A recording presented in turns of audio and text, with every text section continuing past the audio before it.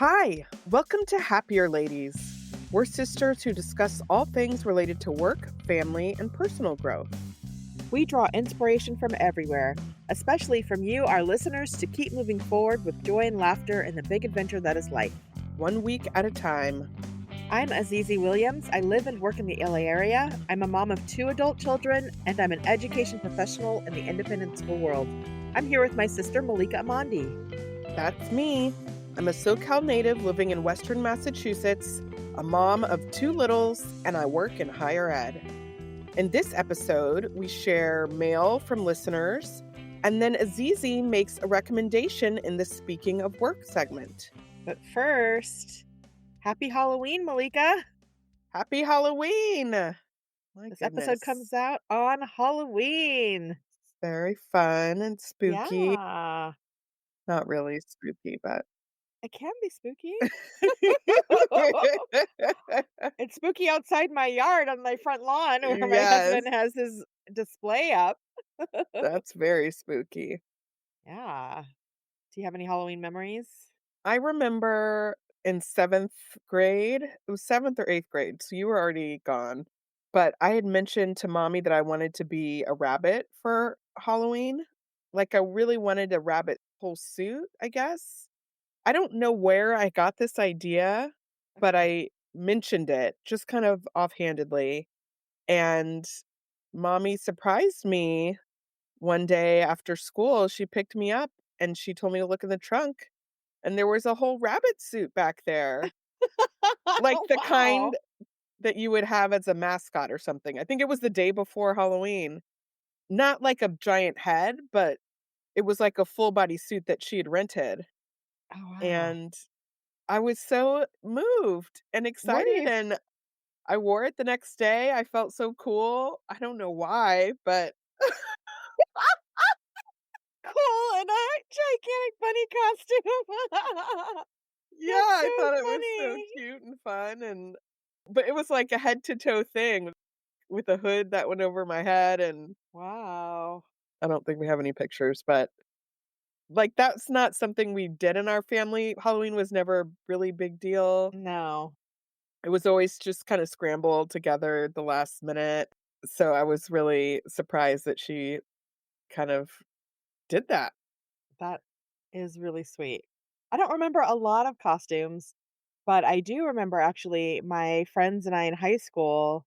I think we were maybe juniors. We were, like, old for this, but, you know, we had a plan to dress up as ants for our Halloween, and Mm. so I think there were, like, 5 of us, and I can't remember, we must have made them ahead of time, but we fashioned a costume out of garbage bags and duct tape, like, black garbage bags with 2 segments, and I guess antennas, and so they had a Halloween parade, and we were a trail of ants. It was effective, I would say, I with the group. remember, wasn't somebody like a picnic basket, or Oh, maybe there's a wasn't there picnic like basket a little involved? piece, whimsical? Probably. Basically, we told a story, and my friends in high school were artists. I was not. I was not a visual artist, but my friends were. So I was in the art club just so I could hang out with them, and they could really make things that looked like other things. I could not, but I benefited from being in that friend group. That's a costume memory I have, but mostly I remember being really little and eating so much candy I would get sick because Mm, I love sweets and that was my favorite day and didn't know when to stop. that's fun. Yeah, Good lots of memory. candy. I remember hiding it under the bed. Oh, yeah, because you knew they were gonna come take it away, and that was the worst moment, so, yeah, you had to hoard it until that moment. Fun. Yeah, good times. Good times. Good times. Happy Halloween.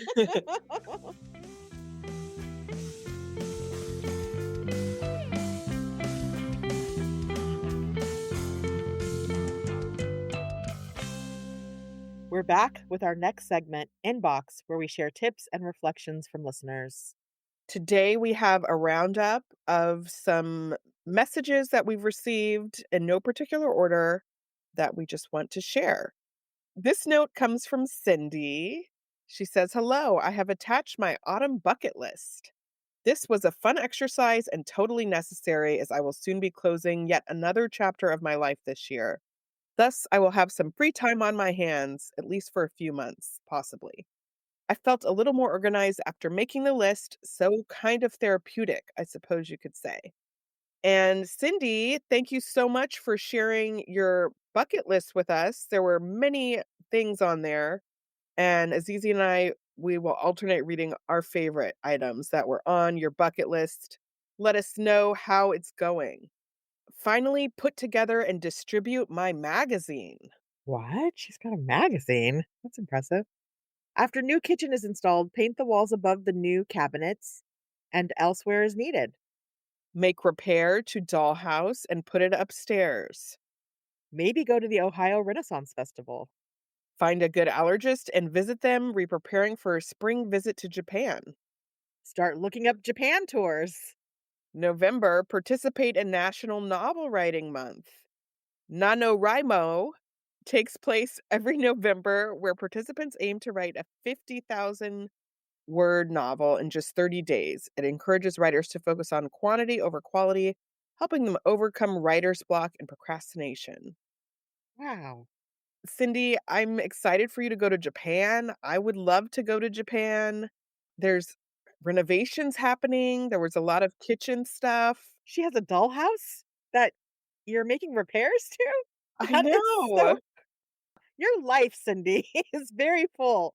I love all of these bucket list items. I hope you cross them all off your list. We're very excited for you. And thank you so much for sharing. I'm glad it was energizing to create the list.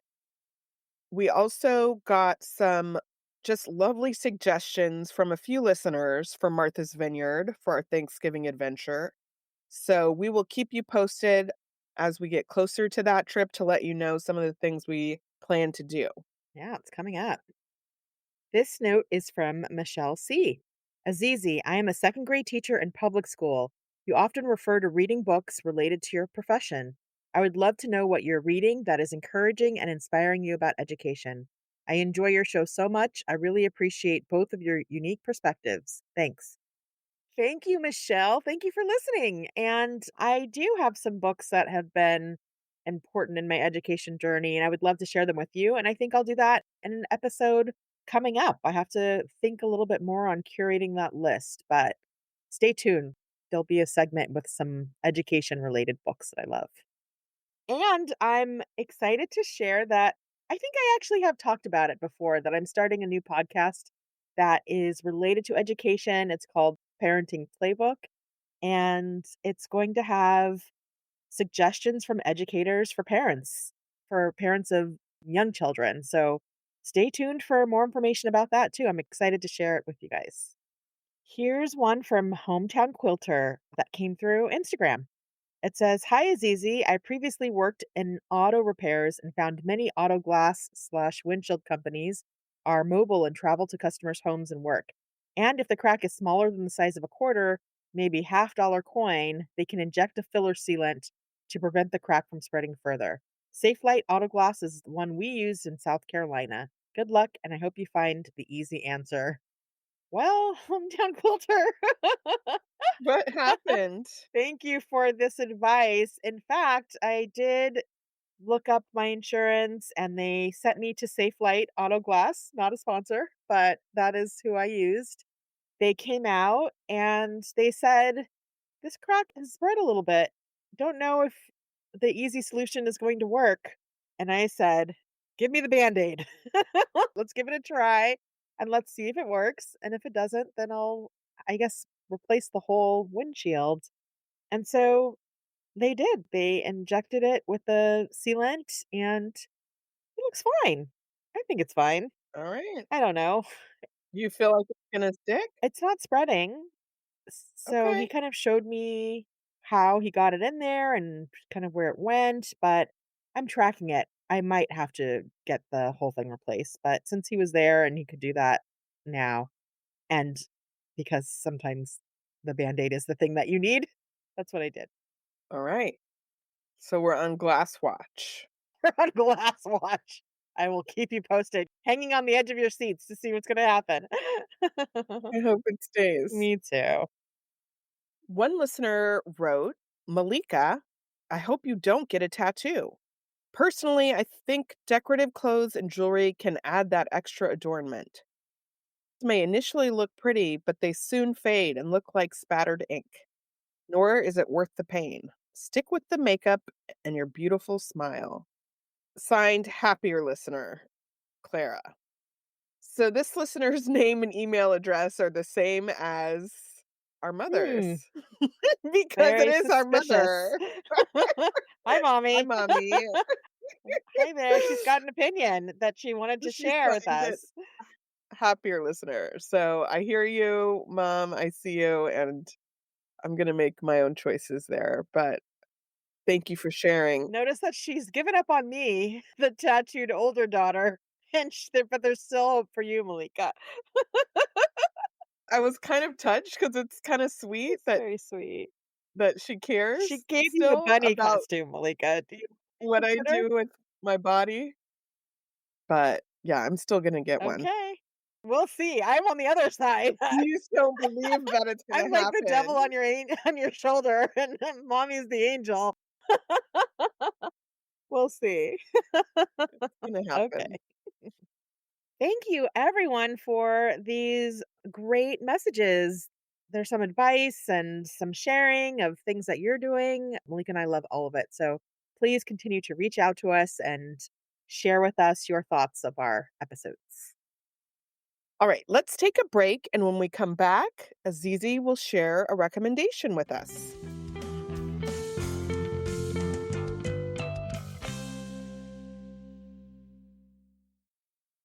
Azizi, how's your dinner game these days? Well, Malika, I used to struggle with what to cook for dinner. You're cooking now? Okay. Actually, my husband used to struggle with what to make for dinner. I mean, meal planning, grocery lists, yuck. But then we found Prep Dish. It's a weekly meal planning service that tells you exactly what to cook. And now they've partnered with Instacart, so your grocery list becomes a ready to go online cart. Oh, what's in your cart, Azizi? All of the Prep Dish ingredients, plus I can add energy drinks, chili crisp, lipstick, whatever, and check out in just a few clicks. Shopping online is so fun. The meals are family friendly, healthy, and super easy to prep. Dinner is easy to make, and now we look forward to new tasty meals. Prep Dish is offering our listeners 2 weeks free. Just head to prepdish.com/happierladies to sign up. Again, that's prepdish.com/happierladies. This episode is brought to you by Progressive Insurance. Do you ever find yourself playing the budgeting game? Well, with the Name Your Price tool from Progressive, you can find options that fit your budget and potentially lower your bills. Try it at progressive.com. Progressive Casualty Insurance Company and Affiliates. Price and coverage match limited by state law. Not available in all states.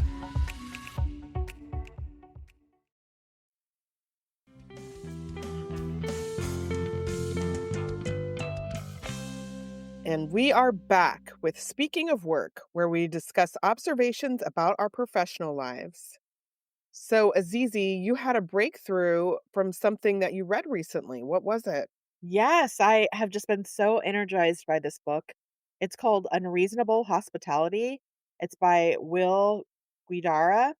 And I actually watched his TED Talk about unreasonable hospitality first.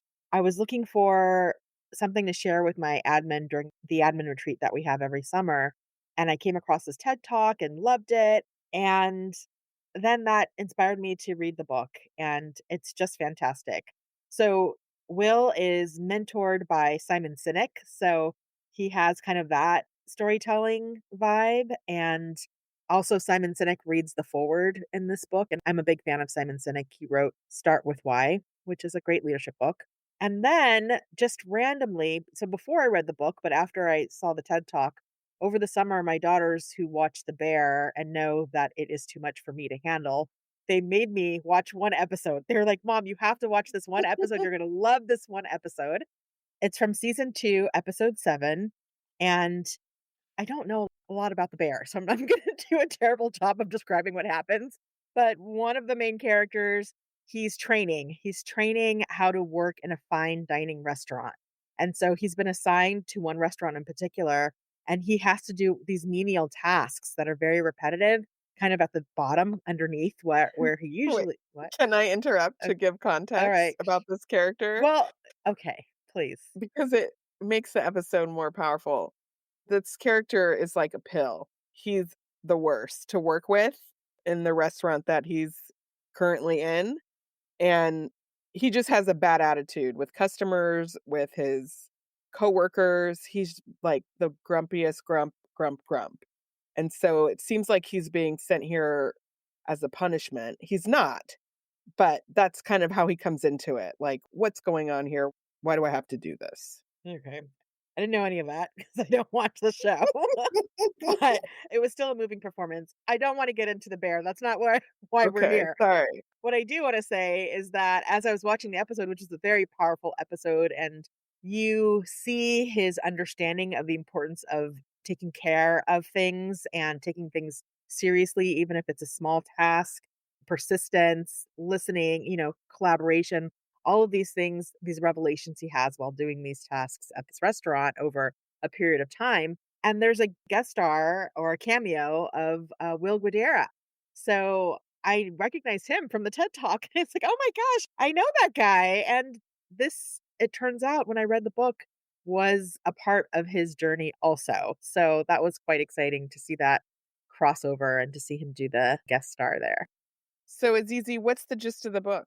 In the book, he starts off by describing his childhood and his upbringing and all of these experiences that led him to a career in hospitality. I'm not going to give it away because it's kind of remarkable, his childhood and some of the experiences that he had. But basically, it sort of led him to get a degree in hospitality and in hotel management from Cornell. And then a series of events led him to being the manager of 11 Madison Park, which was a fine dining restaurant. I think at the time it had maybe 1 Michelin star. It was a great restaurant, but it wasn't the best restaurant. And so the bulk of the book is talking about his journey. He details what it was like to take over the management and to work with a new chef at the same time. They were collaborators in this restaurant, and all the leadership lessons that he learned transforming the culture of the restaurant and taking it from Mm, becoming a 1 star to a 3 Michelin star restaurant, and then eventually becoming rated the number 1 restaurant in the world. wow. Well, we love leadership lessons. So, what are some of the top lessons that you took away from the book? This book was interesting, and I think the reason one of the reasons why it grabbed me, I mean, first of all, he's a great storyteller, and every lesson, there's this whole story around it, but also it involves food and restaurants, Yes. which we love. So imagine Top Chef, it's like he describes that level of intensity around certain situations, but then also how he navigates through it or how it went well or didn't go well, and it's just a world that feels familiar to me through these shows and through my own dining experiences. And so it was a compelling way to tell the story. And I will say, this is not a knock on other leadership books, but I've read so many books where Apple is the example or Disney or, like, do you know what I Yeah, mean? They yeah, kind of use the same references yeah. and as exemplars. And so it was just kind of refreshing to have a different kind of example to be shared. And also because he's very vulnerable and he talks a lot Mm, about things that he didn't do well, so that other people mm. can learn from them. So here are some of the lessons that I'm taking away. Hospitality is a mindset and an honor. Everyone can practice it. So this was what I took away right away, even from the TED Talk, was the passion and the joy that he talks about what it means to serve others and how there's so much honor in it. That was really inspiring. I'm in a service industry. Education is a kind of service. And as administrators, we are literally there to help everyone else do their job and support them in their journey. And so that's what drew me in to share it with my team was there's so much honor in being hospitable and it's a mindset. Everyone can Mm. practice it. So I was inspired by his passion for it. Okay, I have a follow-up Okay. question. Do you Yes. do you have an example from your own life where you experienced this kind of Unreasonable hospitality? Actually, the thing that comes to mind right away is something I talked about on the podcast, which was when I was at Trader Joe's and I was there. It was like a Sunday night. I wasn't particularly down, but I was just crossing something off my list. And it happened to be my birthday. And the checker asked me, how my day was going. I was like, oh, it's going fine. It's my birthday. And he said, I'll be right back. And he went and he grabbed a plant and he gave it to me for Oh, my birthday. what? We Right? haven't talked about I this. thought I did. No. I was so moved. It was such a small gesture. It was probably like a $3 plant or something, but it Oh, didn't matter. Like, he listened to me and he heard me and he wanted to do something that was going to delight me, and he did. It was so sweet. So, that's an example that comes to mind because it's just unexpected, unreasonable hospitality is yes. the name of the book, and that's what it was. Yeah, I love that. Remember when I was applying for graduate schools Mm. for MFA programs, and the auditions are, like, so nerve-wracking. I auditioned in San Francisco, and there's, like, a lot of different schools in one building, and you kind of go to these different appointments that you have, and, the typical audition scene with, like, 2 people behind a desk, and you walk Mm. in and you do your monologue, Mhm. and all of the schools were pretty s this is, like, way pre-COVID, but, it's cold season, they don't wanna shake your hand, Ah. and some of the rooms were very cold, you Mm. would come in and they would just be staring at you, and, Wow. Like, it's just literally cold and also emotionally cold? yes, Okay. and when I walked into the USC room, they, like, came out from behind the table, and both of the people shook my hand with, like, 2 hands, that Wow. kind of Yeah, shake. warmth. They really wanted to help you feel good. Yes, and they asked questions before we did the monologue to kind of, like, Mm. ease it up Mhm. and make it clear that they had read my materials, and, like, it was just so different than the other in a moment when that was not the expectation at all, Yeah. like, the norm would have been to just be like the others, and that wouldn't have been bad necessarily, that's just how it is, Yeah. Yeah. Yeah. So the fact that they went above and really made each person auditioning feel really seen was just like meant so much to me, and to me spoke about what they must represent, and where they're coming from, the culture of the school. It sends a message about their organization, Yeah. and it's free. Like, what they did cost nothing. It was just taking a little bit of time to connect with someone. That's a beautiful example. All right. So the next lesson that you learned, you have to have a point of view. Don't try to be everything for everybody.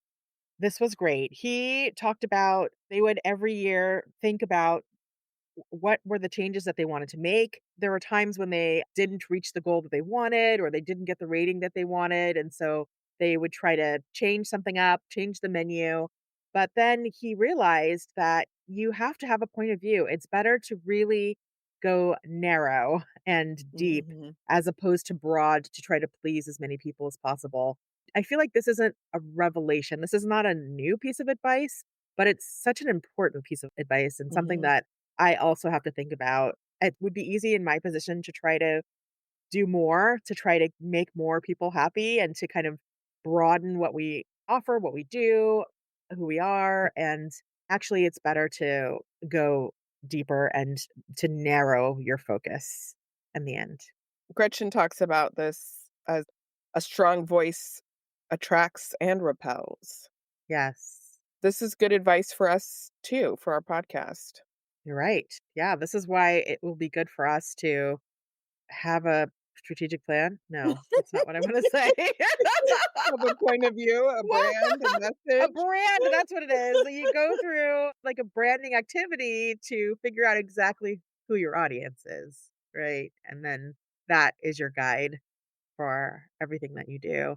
And I guess, I don't know, can this apply to ourselves also as human beings and not just parts of organizations? As a person, it's good to have a point of view, and that not everybody's gonna like you, then that's okay. Yeah. It's good with your style too, right? Yeah, Like, have a point of view, define yourself somehow. yeah. Good advice. Alright, tell them what you're gonna say it, and then tell them what you said. So this is also so basic.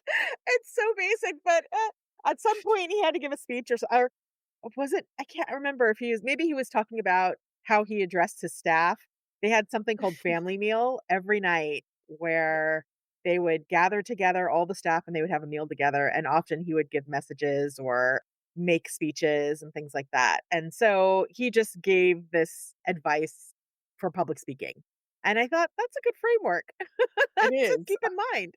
I've heard this before. Yeah, it's not new.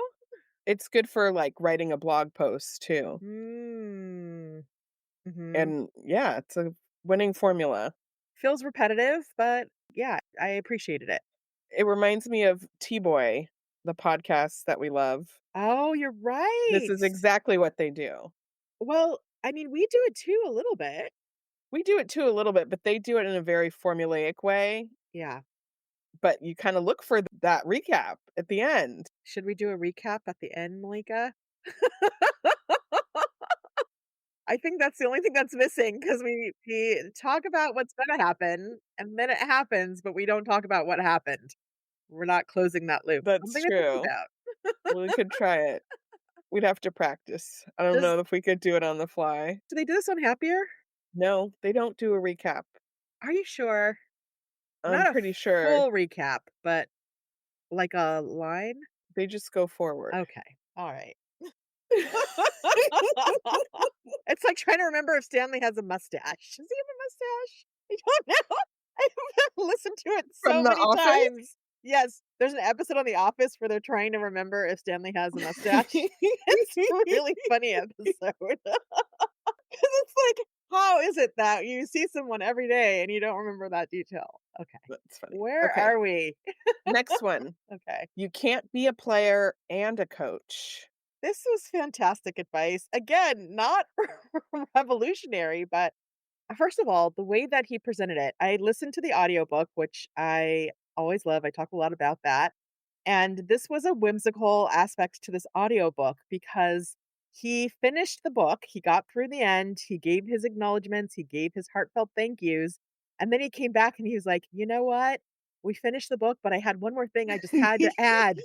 It was after all the end stuff already happens, and he's like, "Thank you for listening to the end. Here's one more thing I wanna share," and he talked about a couple of points actually in his journey. There were times where he would jump in to do something, or he would just take over something Hmm, that was intended for someone else, or that probably would have been better if someone else did. And it was like a lesson he had to keep learning. He gave the metaphor of baseball and how you can't be out on the field, pitching, hitting. You can't be a player and then also be the coach at the same mm, time. And things will suffer if you try to do both of those things. You can't be the player and the coach. You have to rely on the people to do the work, mhm, or you have to stop coaching. Like, mhm, don't be the coach if you really wanna be out there and be the one doing it. And it's such important advice as a leader because often we got to be the leader by doing the things. right. Like, we know how to do the things because that's how we got to be the leader. But then there's a point at which you need to stop doing the things and kinda get out of your own way. And that's a good endorsement of, like, leadership coaching, like, get better at being a leader, you know? Yes, Or if yes. you're a coach, get better at being a coach so you can have the impact you want and you're not just falling back on your own skills. Yeah, because often you don't realize it's happening or it's hard to identify, "Oh, this is the dynamic at play here. This is a moment where I need to take a step back." Right. Yeah, because it can come in the form or it can feel like you're helping out. I'm helping. I wanna make things better, or I wanna take this off of someone's plate, or I wanna, like, there's often a good intention behind it, but in the end, it's better to step back. All right. And finally, systematize improvisational hospitality. So later in the book, when things are really rolling, he starts to get even more creative with the hospitality and with the unreasonable hospitality. And he likens it to improv, and there's listening that's involved, and you have to know how to be responsive, and it's like jazz. And he talks about this one story, and this is what is in his TED Talk also, about how diners were sitting at the restaurant and he overheard them say that they were so excited about their trip to New York, but they just regret that the only thing they didn't get to do was get a New York hot dog. And so he hears this. He sends someone to go down the street and get a hot dog from the street vendor. They bring it up to the chef who's like, "What are you doing?" He convinces the chef to, like, plate it beautifully, and then he Hmm. brings it out to the table, and they, like, cry because this was Mm, exactly what they wanted, and how did all of this happen? And so as he's telling story after story about these kinds of things, I start to think, and the reader might start to think, this is impossible. Like, how on earth yes. do we have the time and the money to make something like this happen? But then he talks about how you can notice patterns and the kinds of things that people are looking for or the kinds of things that delight people and then Mm. systematize it. So an example he gives is like someone's getting ready to go on a flight. So they made a snack pack to that they Mm. there's a lot of people who come through their restaurant that are about to go on a flight, so maybe Mm. have those kinds of things ready. So Mm. it's like noticing the patterns of the things that come up consistently and then having a plan already in place for how you're going to address that and kind of delight the customers over and over again with those kinds of touches. So, what are some of the ways, or what one way, maybe? Yeah, let's take it down a notch, What's a Malika. way that you want to apply this either at home or in your workplace? I am thinking about at work, for example, families have babies, Mhm. and what is a way that we could always address that in a way that's kind of unexpected or delightful or that brings happiness to the family? So I'm thinking about those like family milestones that happen while Mm. someone's at our school, or for employees, those things that happen, accomplishments and things that happen for our employees and what we can do. We do a Mhm. lot around birthdays, and I think this is a Mhm. place where, predictably a birthday is going to happen. And Right. what are some ways that you can delight or be hospitable to someone on their birthday is something that we think about at work. And at home, I don't know. I haven't quite thought about it at home. I mean, I am mulling over the concept of having an unreasonable hospitality holiday.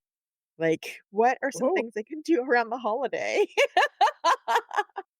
that could well, that can bring that spirit of unreasonable yeah. hospitality? What do you think? Well, it's interesting, like, hearing more about the leadership lessons, it does feel like some of the unreasonableness of it is because it is in a corporate setting or, like, a professional setting or retail setting, and Right. you're not expecting that, Yes. whereas people anticipate that you're gonna be hospitable at their home and make them feel comfortable, So I Right. think that doesn't mean you couldn't go above and beyond when you're hosting people, but I think the expectation is different. But you could have, like, going on the airline thing, like, goodie bags, or people don't expect goodie bags Oh my goodness. Can I tell you anymore. something else that somebody did? That what you said just reminded me. I was on an accreditation team. I talked a lot about this process last year when I had to visit another school, put with people that you don't know very well or at all. And together you form a team that has to go into a school and assess if they are doing what they say they do. So you spend like 4 days together intensely. And there's the moment when you first meet each other. And so Mm. one person who was on my team, I met him for the first time, and he gave out yogurt-covered pretzels that he made for everyone on the team. Oh, Isn't that sweet? Like, yeah. wait, what? He knew I'm gonna be meeting up with people, I don't know them, and I wanna bring them something homemade, and it was, like, the sweetest thing. So, yes, that's an example of something you can do, but I also think it's about whimsy and personalization. Mhm, And mhm. I think there are ways to delight people who know you even Yeah, still, yeah. probably. I mean, But there's small things like place cards, right. like, in your home, handwritten place cards or something. Mm, That was something that impressed me. Like, I went to a dinner party with Norm. This was, like, our first dinner party together when we were dating. We'd been dating maybe 6 weeks, and we went to a dinner party, and my first and last name was on this place card, handwritten at somebody wow. else's house, and I Yeah. was like, "He knows my last name, and now this host Yes. does too?" And, like, Wow. that was just, like, such a small touch, and actually, now that I think about it, the person who hosted this party has a degree in hospitality. Well, there you go.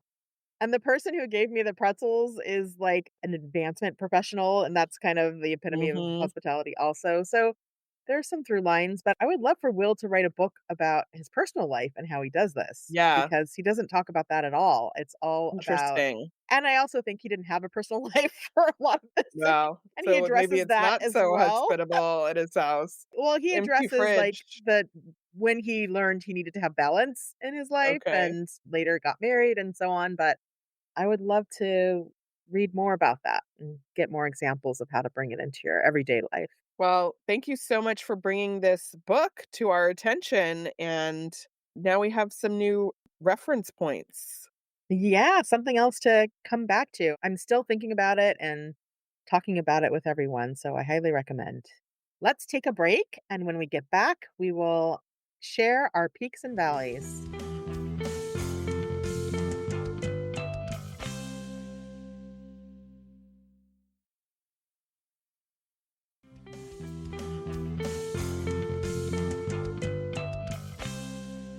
And we are back with peaks and valleys because in life there are always peaks and always valleys.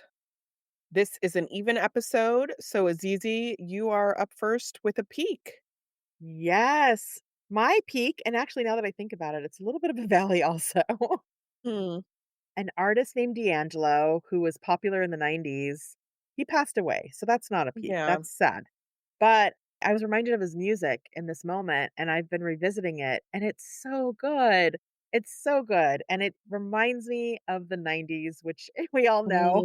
Mm. I'm on that journey. I'm feeling nostalgic for that time, and it's just such good music. So I, yes, bought a CD online because that's what I do now is buy CDs to add to my collection, and I've been listening to it on Spotify, and it's just bringing me so Mm. much joy. There are songs I forgot about, when you listen to an album all the way through, you're reminded of how Yeah. you used to enjoy the music. Only the most popular songs are the ones that you mostly hear on the radio or elsewhere, but there's other good songs on there, so that's my peak. That's great. What's your valley? So, speaking of unreasonable hospitality, Okay. we hosted people yesterday, Oh, which was rare. I didn't do it on purpose, but what? we did it. An accidental hosting? I knew they were coming, but it was kind of a friend. We were texting and she's like, "Oh, let me know when we can come over and bring dinner." Oh, So I was like, "Oh, I guess that means we're gonna have them over for dinner. They're gonna bring dinner. Okay." 'cause you're hungry. You want dinner. I mean, it was just like some date in the future. And Okay. anyway, it happened organically, but we're just not very seasoned at hosting, and especially not right now in a, Yeah. you know, anyway, we were doing stuff outside, we were decorating pumpkins, and they were bringing pizza over. So it was like, great, I'll roast up some veggies. We Oh, have all the stuff nice. from the farm share. Yeah. Now, I haven't been using the oven really. I use the stove range sometimes, but pretty much for any roasting that is happening, it's like the toaster oven or the air fryer. Those are Mm. my main appliances. The actual oven itself, you just haven't turned it on for a Wow. long time because of summer. And then anyway, but I was like, I'm gonna roast all these veggies. Let me turn on the oven. So I turn on the oven and I'm in the kitchen just working away because, of course, we were backed up, trying to get things moving quickly, didn't plan enough time. Norm comes in and is like, "Oh my gosh, the smell." Oh, And I'm no. thinking he's gonna say, like, "Those sweet potatoes smell so good." And he's like, "Is there mouse? Is there a mouse in the What? oven?" Or like, "Mouse pee." What? And I was like, "Wait, what?" It was the total lobster effect, where you're in it and you just don't smell, like, you can't feel the temperature getting Oh, hotter. I was like, "The lobster effect? What's that?" Okay, got it. Sorry. I'm all caught up. So, there was probably mouse poo that was behind in the Oh, oven or Moika. something, and Oh, it was this terrible smell oh. all over the house, It was and, like, hot mouse poop. yes, and it was Oh. everywhere, and then the guests were there, and Oh, what a disaster. really everything was outside, but, like, Yeah. when I went outside and then came back in, I was like, "Oh my gosh," like, I think the fumes were getting to me, like, I couldn't tell Wow. until I had left and came back, Yeah. and Norm was very kind of crafty and got a simmer pot on with some Okay. cinnamon sticks, and he put Yes. together himself. I was like, To just cover the to smell? try. Oh Fortunately, my they didn't gosh. really go in. At the end, they helped us bring stuff inside, but Did you tell them? I did. I didn't want Yeah. it to be a shock if they went to the bathroom or something, you know? Right. Yeah. Like, "We know it smells." Ah, I tried to open the windows, and it made me think of Kitchen Mouse, which is not delicious. That's a whole other thing. this That's is a like restaurant in Oven Silver Mouse, Lake. Or in, like, where is it? Highland Highland Park, Park. Yeah, that's a delicious vegan restaurant, but no, not not a to be Kitchen Mouse. confused with Oven Mouse. This Uh, is horrible. I it was a can't valley. think of a more terrible valley than this one. Even when Kermit got sprayed by a skunk, that's better than what you just described. Yeah, yeah. The Well, simmer pot like, what do you helped, do? You have and to we've just address been it. airing it out. I know, I think we need to get it. I don't know. This is one of those things, like, I don't You're just not know. gonna use the oven ever again. That's one solution, 'cause I don't even know how to move it away from the wall, without You just scoot it a out. professional. It seems like it's connected to the counter. I Oh don't god. know. Listen, before I get there, you need to address this, okay? You have a month. Figure We'll this figure out it out, but before we it's get not. there. I'll just say, like, from getting on my hands and knees and pulling things out, whatever it is, it needs, like, a bigger. Fix. Yes, it's, like, way in the back where we can't Oh my reach it, and god. anyway, I've said enough already. I'm so sorry. That was the valley. Fortunately, the food tasted okay, so I was concerned it would all be It would gross, just but burn the whole kitchen down. it Just was like fine. It was, I mean, 450 degrees, like, Oh, yeah, it gets real hot. yeah, Okay. anyway. Wow.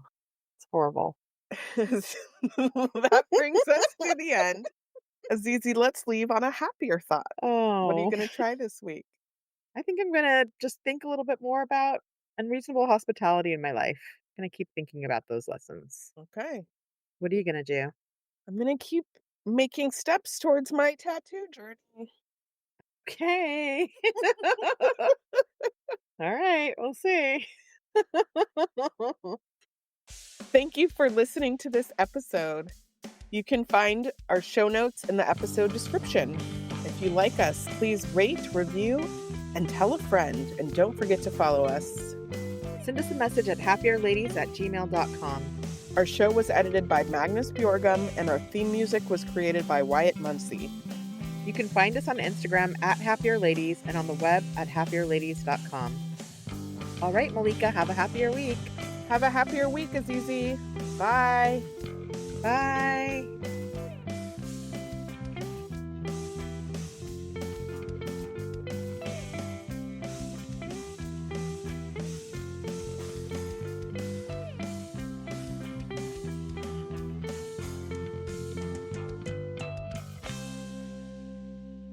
Azizi, talk about upcoming podcasts. Talk It's just that what?